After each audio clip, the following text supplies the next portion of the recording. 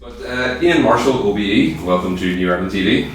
Thanks, lovely to meet you, James. Yes, and you too. And you're running as a candidate for the Ulster Unionist Party in the West Tyrone election. Yeah. So would you like to just take a few minutes just to set out your platform that you present to the voters? Yeah, sure. So I'm a 53-year-old. I was, for 35 years of my life, was actually a farmer, dairy farmer.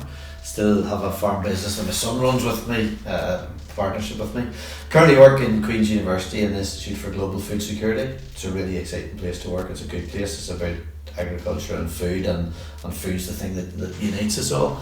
So I worked there in 2018 after a certain time as president of the Ulster Farmers Union.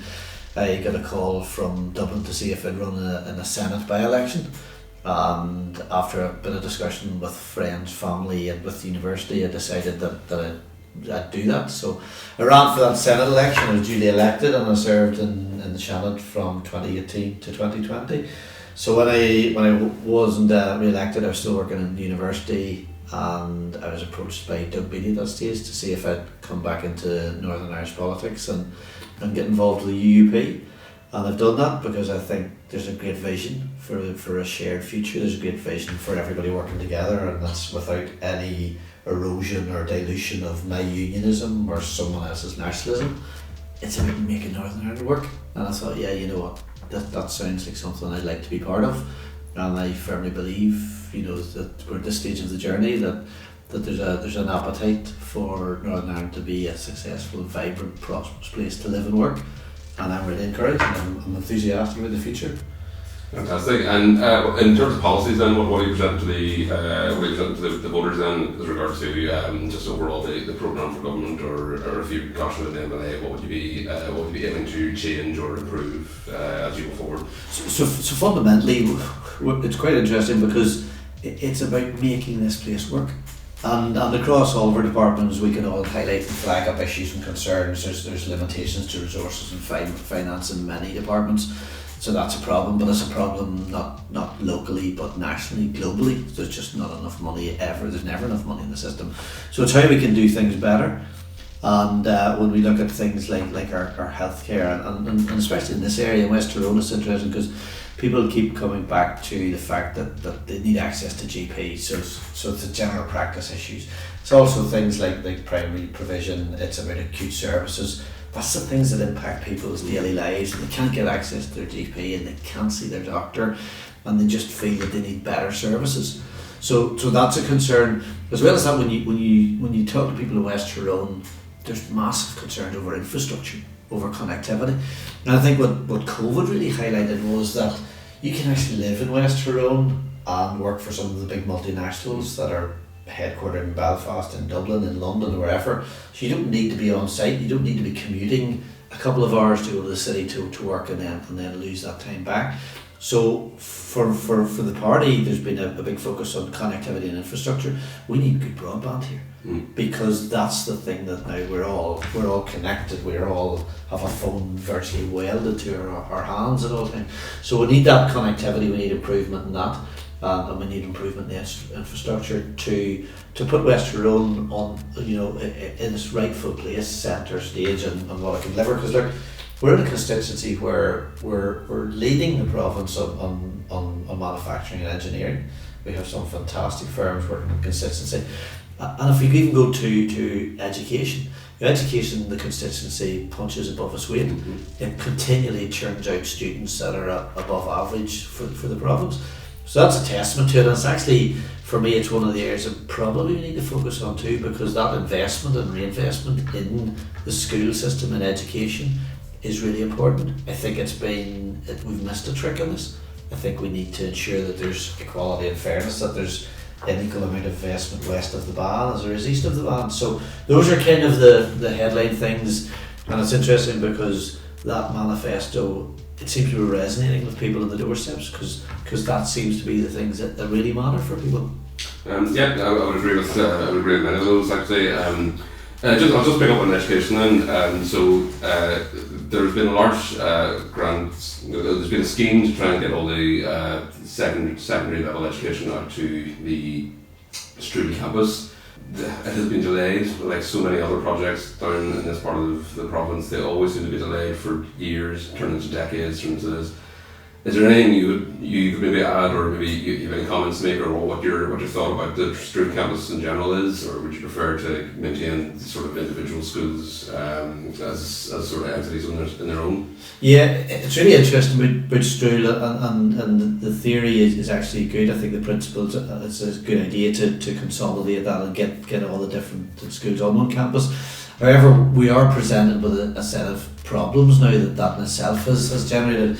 So we have schools that are doing a fantastic job in the area, but who now feel seriously underfunded, and they're looking at a 4 or 5, maybe a longer period before that campus effectively is up and operational.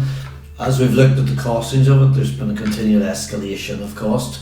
So what you have is that you've got people in controlled and maintained sector doing a really good job and feeling that they're being sucked of funding because everyone's telling them, but it'll be okay because we'll get the new campus going, things will be better. But you can't live for that day, whenever it is, a few years in advance. You've got to have proper support and funding to deliver services now, for the here now, for the students that are going through the colleges and through the schools now. You've got to get that funding now. So look, it's a good idea, but we do need to ensure that we have equality across all our school systems, whether that's controlled, maintained or integrated. It's about everybody having the same opportunity. It's about fairness, and that fairness extends to the support that those schools get. We simply can't sit back and take funding away from schools, hold funding from some schools to their disadvantage, to the advantage of others, when they're all doing a really good job. And what's really interesting, I suppose, for me is that when I look at the job they're doing, and they are doing a good job, why would we not reinvest and support them now? Because it's fundamental that if we're going to retain the teachers, and we're going to recruit good teachers into the constituency, and we're going to educate kids to the standard that they are being educated on, then we've got to invest in infrastructure. We've got to invest in human resources, in infrastructure, in bricks and mortar and facilities, and let them do the job they're good at doing. Yeah, and you mentioned that you were at the hustings yesterday. That was in regards to the teachers' union. Is that correct? National Association of Head Teachers. Yeah. Do you want to just maybe sum up what the findings were, or what the concerns were in that hustings? Yeah, there's a lot of frustration there. Obviously, when we look at rising costs and escalating costs right across society, because of a number of things, primarily energy costs, food inflation, and all of those things. So the head teachers and principals are saying, look, we need to do something with pay. They're saying in real terms they're now 22% behind where they should be. So they're pushing and rightly challenging for a better, fairer pay deal, which is fundamental to let them, or to assist them doing the job that they're paid to do. As well as that, I think it's the workload, because they find that they're being asked to do much more. And I think that COVID has actually presented a set of circumstances now where they've been forced to do other things that was unheard of prior to the pandemic. That being said, they did it really well, they did it really effectively, and they feel now that this has become just an assumption just that continues, but it's physically impossible. And there's many of those head teachers yesterday were complaining, and understandably, about just physically couldn't manage the amount of things that they were having to do, and the multitasking was just getting unworkable. The workload was getting unbearable. So that's concerns. I think we touched on it briefly earlier. Field promises of support, promises of financial support that fail to materialise or just haven't been delivered. And I think there is a cynicism about politics and politicians, and especially when we're a few days out from an election, that politicians would be promising the world, but when we get the other side of the election, there's an apathy and a feeling that it's more of the same, empty, hollow promises. So I think that what they want is sincerity, integrity. One of the attendees yesterday said, look, we just need people to work together. Would you start to work together? And I think for me that's what has been important with the UP and with Doug Beatty's approach. It's about, what? We can all work together. Let's just get on with it. Let's make the place work, and let's show that we can work together. Yeah. Okay. You mentioned the infrastructure there. Obviously, one of the major issues in West Tyrone specifically, the south of the Ban, is the A5 road, and again, it's been delayed. One of the candidates in this constituency is actually making that the entirety of their approach to the electorate. What would you have to say about that? I imagine it's coming down to landowners' rights versus the infrastructure and that sort of thing. Do you have any thoughts on that, or what could do maybe to accelerate the process, maybe get the road upgraded and everything? Yeah, it's interesting because I know quite a bit about it, because in former life I was president of a farming union, and we worked across the entire province, so we had 27 group offices right across the province, an office in Omagh, office in Strabane. So I know I'm acutely aware of the A5 conversation, and I'm going back years, in excess of 10 years, when I was having conversations about the A5 upgrade and about the work on the road. And it was interesting because at that time the focus for that organisation was about fairness to the landowners whose land was being vested. So it was about fair remuneration for that land that they lost from their businesses. And actually we got on fairly well at that. We got fairly good consensus and agreement to remunerate those people who lost land fairly and equitably. It's really frustrating to see that this far on, so many years later, it still hasn't been delivered. And it's interesting because my time in the Senate, I know that as part of that, the big pot of money under the Shared Island initiative, it's in there, it's detailed there. So I understand people's frustration here, saying, well, we've talked about it so long, why is it not happening? And there has been some opposition to it, but I feel that what we need to accept is that this is fundamental, it's critically important for the well-being of everybody in this constituency. This connectivity is really important. It's dangerous. It's a health issue, because there's fatalities, there are accidents in that stretch of road. Unfortunately, there potentially will be more. So we have to do it. We have to deliver on it. And I think for those people who maybe are opposed to it or critical of it, I think that we can't oppose investment in infrastructure. We have, if we want to encourage people to live and work and build their futures in this part of the province, in West Tyrone, then we've got to get that connectivity. So we've got to provide businesses and private individuals with the connections to other parts within Northern Ireland or in the Republic. And I think that we need a coming together of minds of all those political reps in Northern Ireland, of all those political reps across the two islands, to make the A5 project happen and deliver, because it's one of those things that's horrendously overdue and just needs to be sorted out and addressed. Well, given your insights, what would you suggest has been the hold-up then?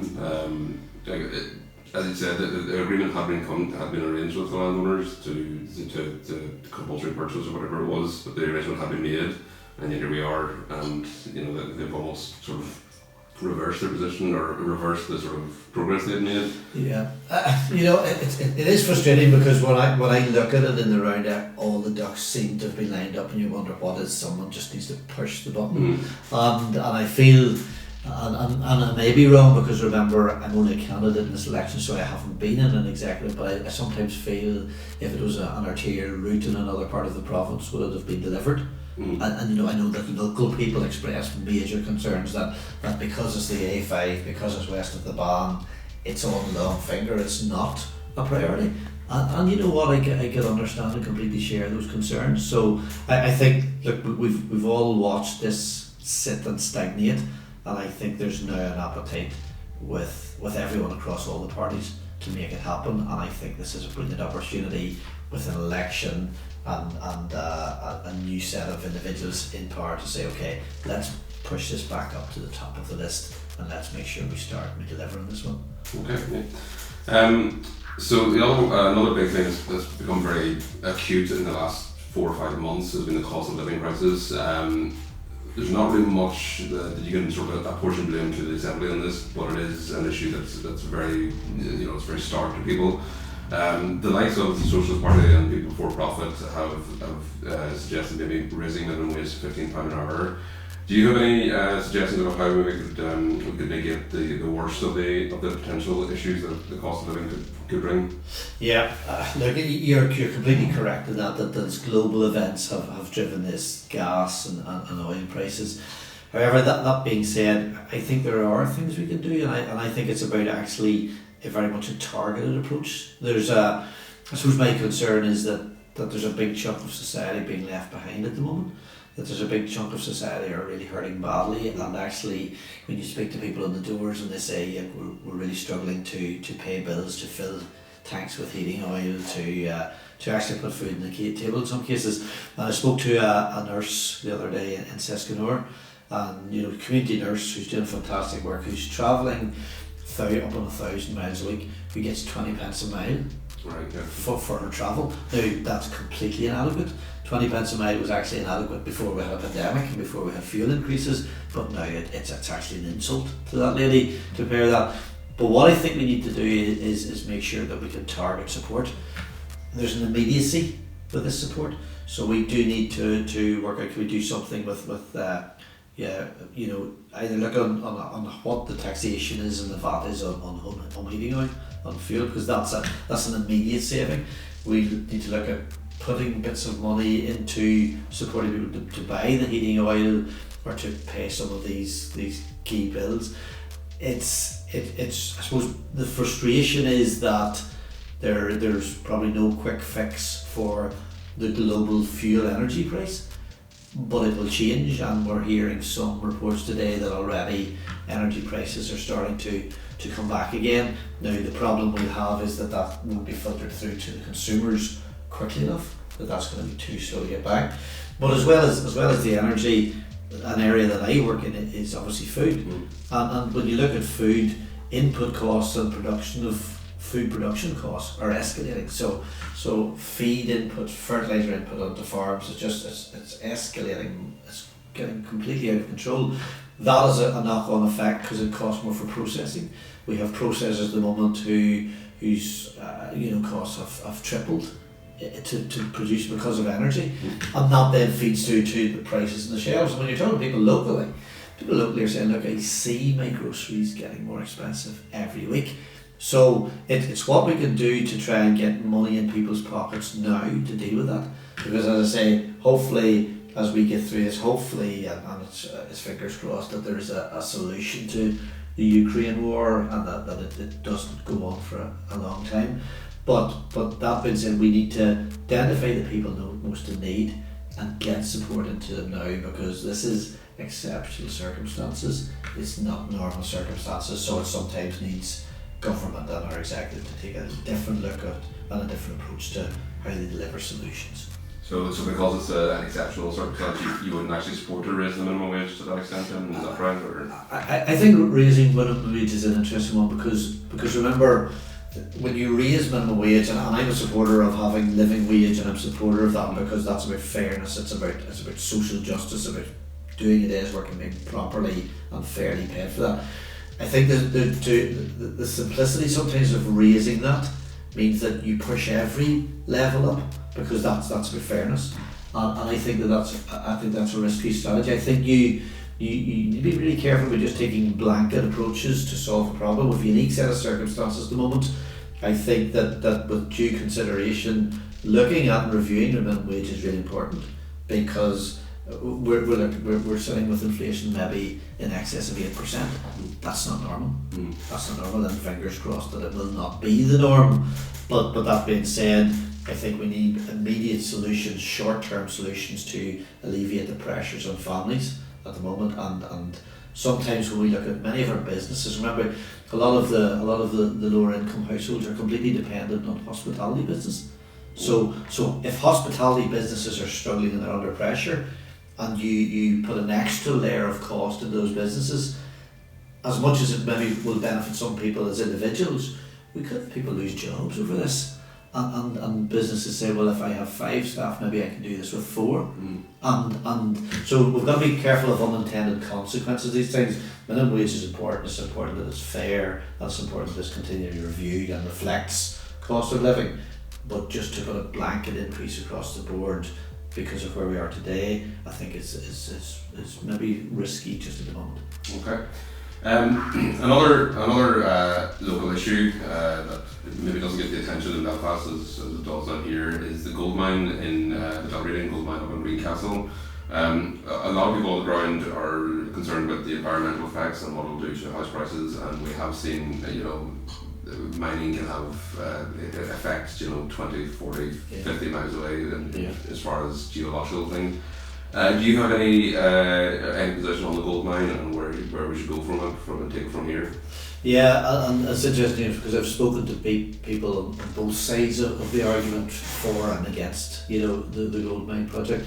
And it's interesting because for me, I suppose if we go right to the core of this, it starts because whatever's in West Tyrone belongs to the people of West Tyrone. So for me, that's your starting point. That's your fundamental starting point here, and that's important to protect that because that's the asset that belongs to the people that live in this constituency. What I would like to see is that there's public inquiry initiated, because that's the mechanism to examine everything that's being tabled at the moment.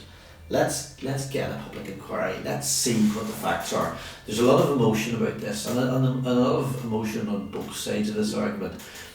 I work in a university. Universities base all their works on fact and evidence, data and information. And I think we need actually a degree of independence to collate the information, to take the input from all the locals. That's the people close to the site and the people that are on the peripheries of the site, and for that matter the people far away, because everyone has an opinion on this. And I think that public inquiry would create a system where we could examine the information, we could review the data as presented, and then make a call on what our position should be in this. And ultimately, at the end of the day, the decision belongs to the local people. So I think that's important. I suppose my nervousness comes about where I see other instances, both in Ireland and the UK, where sort of sometimes wealth has been stripped out from an area and just goes offshore and disappears from there, and the local people don't actually benefit. So for me, it'd be really important that the local people benefit. There can be zero negative impact on the environment of this. That's fundamental to this. But I think that's what a public inquiry would examine, would expose, and would give us that degree of integrity of a conversation about this. Because as I say, sometimes it's a distraction, it's so emotive, and there's people very, very animated on both the side supporting it and the side opposing it. So I think for me, it's about ensuring that asset belongs to the people and remains with the people, and that they're properly protected and are listened to about what happens with the project. Okay. One thing I've noticed in the town, and yourself having sort of basing yourself here for the election, is the dereliction of land, particularly within the town centre, but also going beyond that. Do you feel that there's enough disincentives for people to hold on to land that's not been utilised properly? Yeah, it's quite interesting because I share those concerns, and I share those concerns when I see I've 3 children in their mid-20s, and when I see the difficulty children have getting onto the housing ladder, and I spoke to someone not 200 metres away from this office on the Dublin Road, who told me that when they bought their house, they were getting a salary of 12,000 a year, and they bought their house at 36,000. So that was 3 times your salary, which when I go back to when I was that age, that was about the norm. Yeah. The same house now, for anybody trying to buy that house, would be probably 6 or 7 times your salary, which is for many people completely unaffordable. So my point is that we need to look at how we can create opportunities for young people to get on the housing ladder.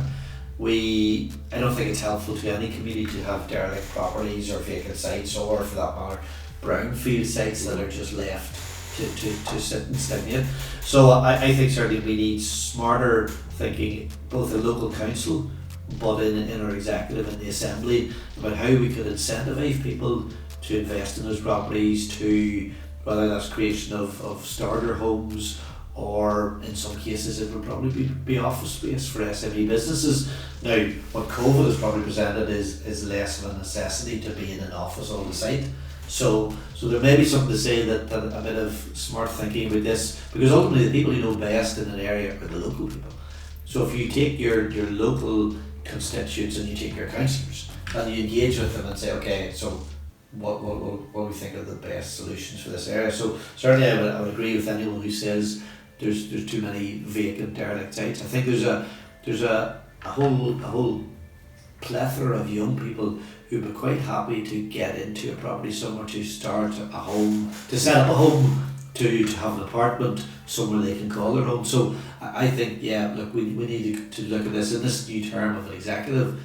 Maybe we should look at this a bit smarter and maybe go away from some of the conventional thinking of how we look at planning and regeneration of town centres, and especially because I see the issues that are presented in Omagh are replicated across other towns across Northern Ireland. So it's not unique, and I'm sure there's learning from best practice that probably Omagh could adopt other practices from some of the other towns or around the area or in other counties.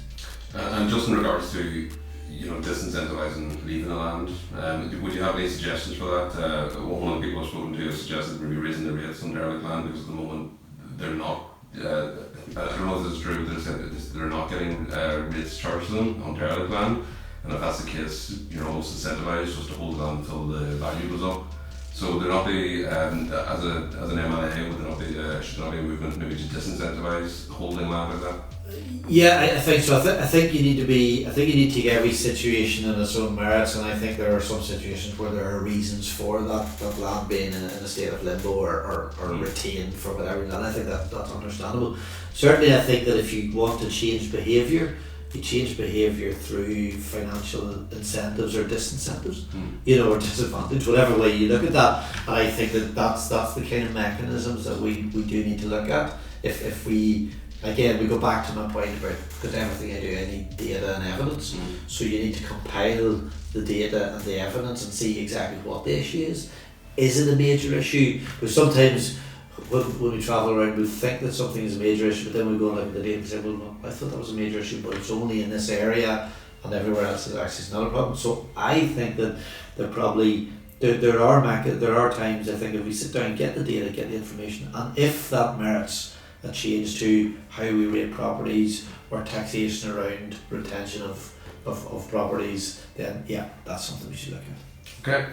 I was speaking to Barry Brown yesterday, who is the leader of the Drug Reform Party.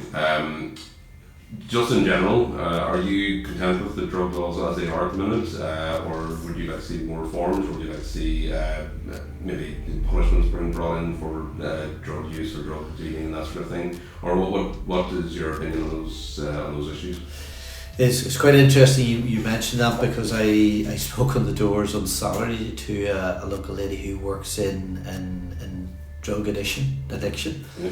Massive concerns about the increased level of addiction within the area, and especially within this Omagh area. So I'm hugely concerned that there's under-resourcing to deal with this, that their workload just seems to be increasing. So I think if you're talking to people on the doors, there's genuine concern about addiction, and that's not only drug addiction, but that's alcohol as well as drugs. I think it all kind of comes into the same set of problems. I think that when we look at the legislation around drugs, I don't think we need a relaxation of drugs. I think it's maybe quite startling, and I know I looked at some data lately that said about, and I think it was data produced in south of the border, that said that 80% of the notes in circulation were contaminated with cocaine. Now that doesn't say anything other than there's a lot of recreational drug use. So I think that I wouldn't be a supporter of relaxation of drug laws. I think that we need to be conscious that there is an increasing problem. It's a problem that we've been probably quite immune from up to now, but it's slowly and surely migrating out to the rural towns and villages, and it's becoming a problem. I think we need to be aware of it. I think we need to put the resources into the health service to deal with it, and get back to the basics of stopping this becoming a problem. It's about getting into schools, about educating kids, communicating the risks and the damage and the dangers that both abuse of alcohol and drugs can have, because I do think that we're missing a trick just on the education side. So if that answers your question, I think I don't think I wouldn't be supportive of seeing relaxation in the laws as they stand at the moment. Okay, yeah. So you as you mentioned, you've been elected to Seanad. Did that give you a different perception, seeing seeing the island, administratively from that, from Dublin, did that give you a different outlook on how things are run, maybe here or across the island, or giving you new perceptions of things? I suppose the interesting thing is that, and you'll probably have a laugh at that, because when I was asked to run for the Seanad election, I had to Google Leinster House, because they didn't know where Leinster House was. And I remember that's for someone who lived 80-90 miles up the road from that. So it's interesting, but what it really highlighted for me is the serious lack of understanding between Belfast and Dublin. It is frightening when you speak to people, when you work down there, and people's perception of us in Northern Ireland and how they view us, how they perceive life in Northern Ireland, is very often far removed from the reality, and vice versa. So I think for me that was an interesting time, because it was about building bridges, it was about building relationships, it was about understanding, and I think it very much delivered on those respects. It also gave me a platform to get different people to engage who maybe wouldn't have engaged before. So I think that the Seanad time was a fascinating time. It was certainly a worthwhile time. We started a lot of projects that were valuable projects and were about building bridges. And I always quote a former neighbour, was the late Seamus Mullen, and when he brought out his shared home place book, and called with him one day and says, "Here, will you stick your name in that?" And he said, "Well, I've never signed a book before." And I said, "Well, you've signed a few important documents today, stick your name on the book." So he put a lovely inscription on the inside of that book for me, and he said, "Best of luck in the Seanad, keep up the good work, keep opening doors and opening minds." And for me, the Seanad was about that. It was about opening doors and opening minds. It wasn't any dilution of my principles or my beliefs as a Unionist. It wasn't any dilution of someone else's as a nationalist or as a Republican. It was about respect, it was about understanding, and certainly it was a good experience, and I learnt a lot, and I've no doubt that there were other people who learnt a lot about us as Nordies, as we're known, whether we're Protestant, Catholic, Unionist, Nationalist, Republican or Loyalist. So certainly a lot of good stuff done there, and it was worthwhile, and absolutely no regrets about that.